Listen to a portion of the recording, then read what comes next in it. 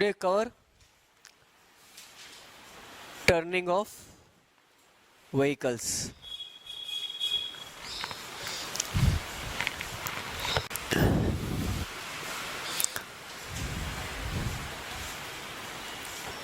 Suppose अगर कोई भी व्हीकल सर्कुलर ट्रैक में जा रहा है, जैसे अपन मोटरसाइकिल लेके घूम रहे हैं, ठीक है, स्ट्रेट मोटरसाइकिल अपनी, अगर सर्कुलर ट्रैक में जा रहे हैं तो अपने को एक फोर्स चाहिएगा सेंटर की तरफ, है ना, जो सेंटीमीटर फोर्स प्रोवाइड करे so that we can move in the circle. वो सेंटीमीटर फोर्स किसके बराबर होना चाहिए? उसकी वैल्यू mv² अपॉन r के बराबर होनी चाहिए। तो वो फोर्स कहाँ से आएगा अपने पास? अगर अपन सीधे सीधे गाड़ी घुमा रहे हैं तो फोर्स जो आएगा ना वो फ्रिक्शन से आएगा, और फ्रिक्शन की वैल्यू क्या होती है? Mu N. So it will be mu into M G. ये क्या है? मैक्सिमम वैल्यू है फ्रिक्शन फोर्स की, है ना, स्टैटिक फ्रिक्शन की मैक्सिमम वैल्यू है, right, mu M G. This is equal to mv² upon r, ये v मैक्स हो गया। So v max is equal to square root of mu R G. मतलब अगर अपन रेडियस r का turn ले रहे हैं तो मैक्सिमम वेलोसिटी तुम दे सकते हो वो म्यू आर जी होगी, where mu is the coefficient of static friction. Kinetic friction का कोएफिशिएंट ये ध्यान रख लेना, कौन सा है? स्टैटिक फ्रिक्शन का कोएफिशिएंट है। ये तुम्हारी मैक्सिमम वैल्यू है। अगर इससे ज्यादा v दिया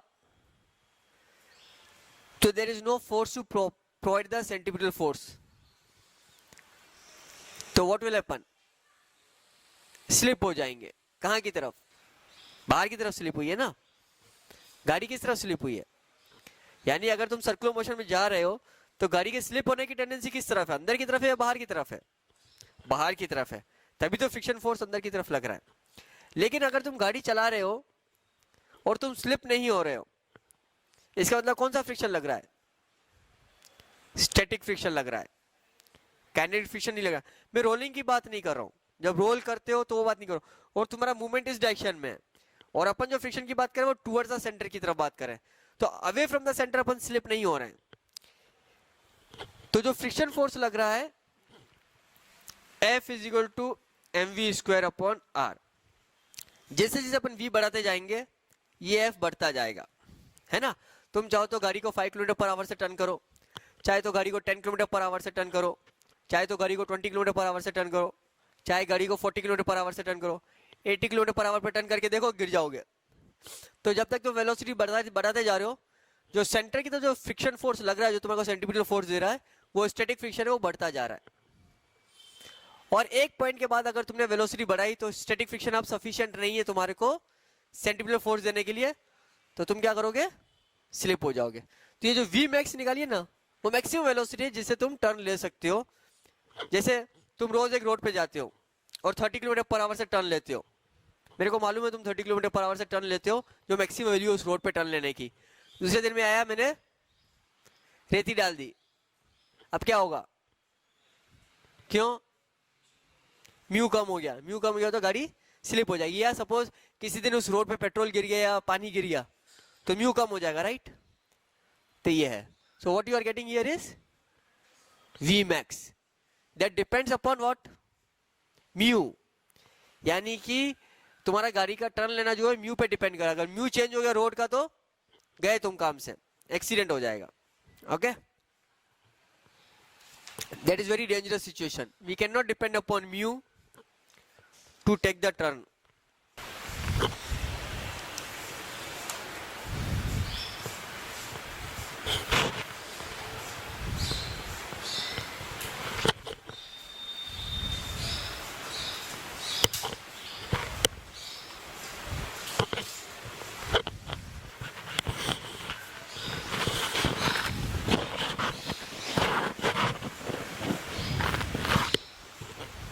यहाँ पे म्यू की वैल्यू क्या है? 0.2। थीटा दे रहेगा tan inverse 0.2 angle of repose, तो म्यू क्या होता है? tan theta. तो tan थीटा 0.2 म्यू आ गया। So v is square root of mu R G, that is the maximum velocity जिससे तुम टर्न कर सकते हो। That will be 20 metre per second. इसको किलोमीटर पर आवर में कन्वर्ट करोगे तो वो 72 किलोमीटर पर आवर आ जाएगा। ओके अच्छा, कभी कभी क्या होता है कि अगर अपन ज़्यादा स्पीड से गाड़ी को चलाते हैं, मोटरसाइकिल को, तो अपने को क्या करना पड़ता है, टर्न लेते वक्त मोटरसाइकिल को झुकाना पड़ता है, राइट। बट अगर कार चला रहे तो कार कैसे झुकाओगे? या सपोज ट्रेन चल रही है, ट्रेन को तो झुकाया नहीं जा सकता है, बट ऐसा तो नहीं हो सकता ना कि ट्रेन अगर पहाड़ के बीच में से जा रही है, कहीं पे भी जा रही है, उल्टे सीधे टर्न ले रही है, तो बार बार उसकी स्पीड को धीरे तो नहीं किया जा सकता है। फर्स्ट थिंग इज, जैसे ट्रेन वगैरह चल रही है तो you can not rely on friction. बारिश हो गई या कुछ भी हो गया तो उसकी स्पीड को कम ज़्यादा करना, you can not rely on friction. So what we do is we do banking of the track. तुमने देखा होगा ज़्यादातर रोड जो होते हैं ना, वो जब भी जिस टर्न पे होते हैं ना तो हल्के से स्लांटेड होते हैं, बट एक पर्टिकुलर एंगल पे उनको स्लांट किया जाता है। खास करके रेलवे ट्रैक हमेशा पैरेलल नहीं होते, मतलब बिल्कुल हॉरिजॉन्टल नहीं होते, हल्के से स्लांटेड होंगे जब भी वो टर्न ले रहे होंगे कहीं पे भी। तो that is known as banking of the track. वो क्या है बेसिकली, अगर ये रेल है, अगर ये रेल हल्की सी उठी हुई है, रेल मतलब समझते हो ना, तो ये आउटर या रोड है वो हल्का सा स्लांटेड है, तो अपनी व्हीकल अब स्टेशनरी नहीं है, हल्का सा ऐसे। अभी अपन फ्रिक्शन को भूल जाते हैं, तो ये नॉर्मल फोर्स है और ये एंगल थीटा है, तो ये एंगल भी थीटा हो गया, तो ये हो गया एन कॉस थीटा, ये हो गया N sine theta.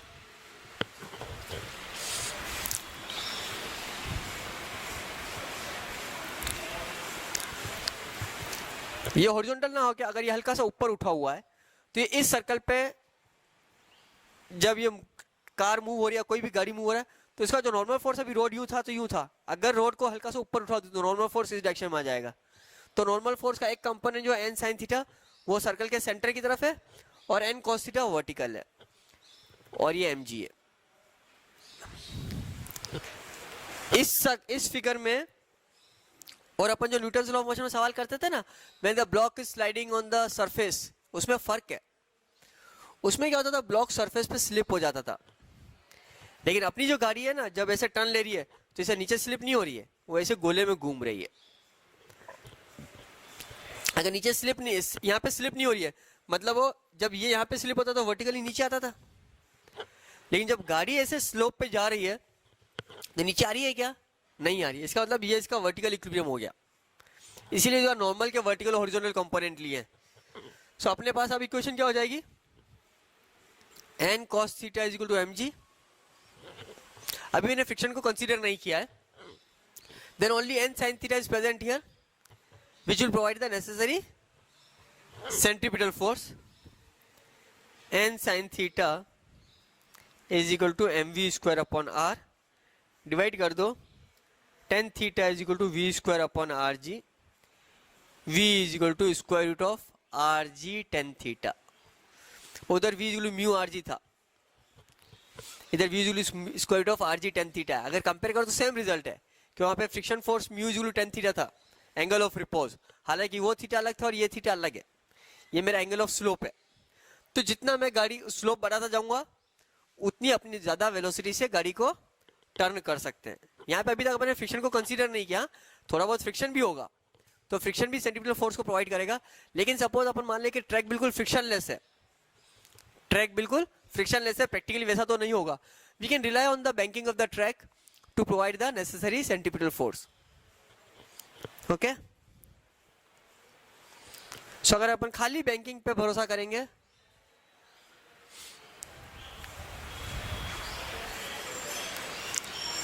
then we can use the banking of the track to find out at what velocity we can take the turn। अपने को क्या दे रखा है, r 400 मीटर दे रखा है, v दे रखा है 48 kilometre per hour, which is equal to 15 metre per second, और डिस्टेंस बिटवीन द रेल्स जो है ना वो दे रखा है 1 मीटर। सपोज कल अपन रेल को रेस कर दिया हाइट एच से, तो तुम्हें पता चलता है कि रोड बहुत ज़्यादा ऊपर है, नहीं, ये जो एच होता है ना, ये इसके कंपेयर में बहुत कम होता है। So this theta is very small, ये थीटा टेंस टू 0 होता है, ये थीटा क्या होता है, टेंस टू जीरो होता है, इसीलिए अगर ये एल है then I can say that tan theta is nearly equal to sine theta which is equal to H by L. So I can directly say v is equal to of R G tan theta और v square is equal to R G tan theta को sine theta के बराबर ले लूँ मैं R G H by L. So H is equal to V square L bye R G. 15 square L कितना दे रखा है 1 मीटर 400 इंटू जी की वैल्यू 10 ले लो, सबसे सिंपल है.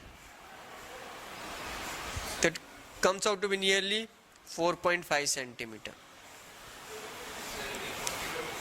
हाँ 40/3 आएगा क्या?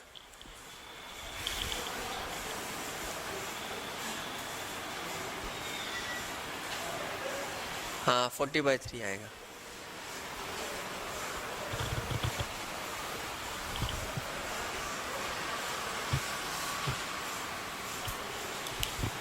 तो यहाँ पे ध्यान रख लेना, हमेशा अप्रोक्स करना पड़ेगा क्योंकि 1 मीटर के कंपेयर में 4.5 सेंटीमीटर बहुत छोटा होता है.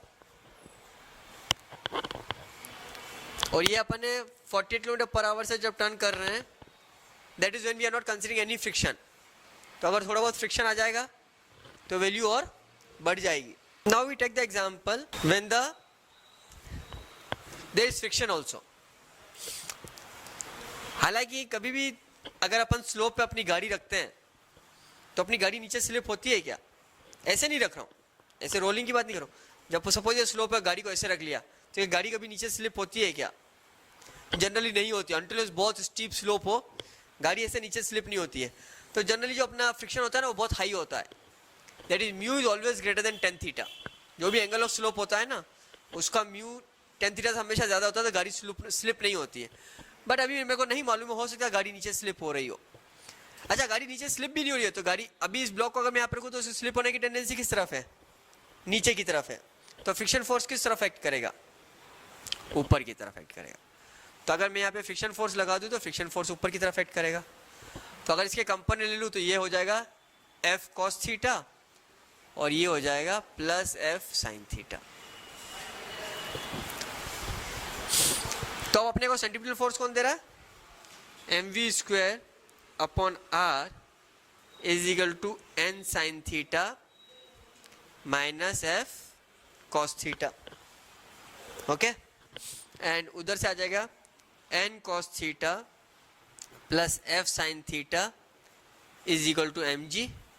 तो अपने पास एन आ जाएगा M G minus F sine theta. और फ्रिक्शन फोर्स हमेशा क्या होता है? Friction force is always equal to mu into N. Friction force is always equal to mu into N. एक मिनट, इसको वापस से, चलो ठीक है. So N cos theta plus F की जगह mu N sine theta is equal to M G. इससे एन आ जाएगा M G upon cos theta plus mu sine theta. इधर देखो, अगर अपन v को बढ़ाएंगे, v को बढ़ाएंगे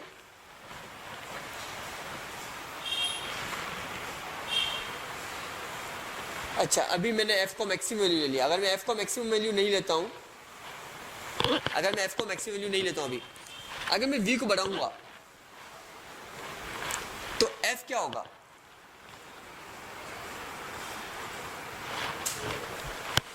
अगर मैं v को बढ़ाऊंगा तो f को क्या होना पड़ेगा? ज्यादा होना पड़ेगा कि कम होना पड़ेगा? तो f को क्या करना पड़ेगा मेरे को? कम. यानी कि limiting value of the friction तक नहीं पहुंचेगा, f डिक्रीज होता जाएगा. जैसे जैसे अपन v बढ़ाते जाएंगे, जैसे जैसे अपन v बढ़ाते जाएंगे f की वैल्यू क्या होती जाएगी? कम होती जाएगी. एक वैल्यू आएगी जब f की वैल्यू 0 हो जाएगी, कोई स्लिपिंग नहीं होगा. उसके बाद अगर v को बढ़ाया तो क्या होगा? अभी गाड़ी के स्लिप होने की टेंडेंसी किधर की तरफ थी? नीचे की तरफ थी. अब गाड़ी के स्लिप होने की टेंडेंसी किधर की तरफ हो जाएगी? ऊपर की तरफ हो जाएगी. तो फ्रिक्शन फोर्स क्या करेगा? अपना डायरेक्शन चेंज कर देगा. फ्रिक्शन फोर्स क्या करेगा? अपना डायरेक्शन चेंज कर देगा. और अपने पास रिजल्टेंट डायग्राम ऐसा आ जाएगा। फ्रिक्शन फोर्स अब नीचे की तरफ एक्ट करना शुरू कर जाएगा।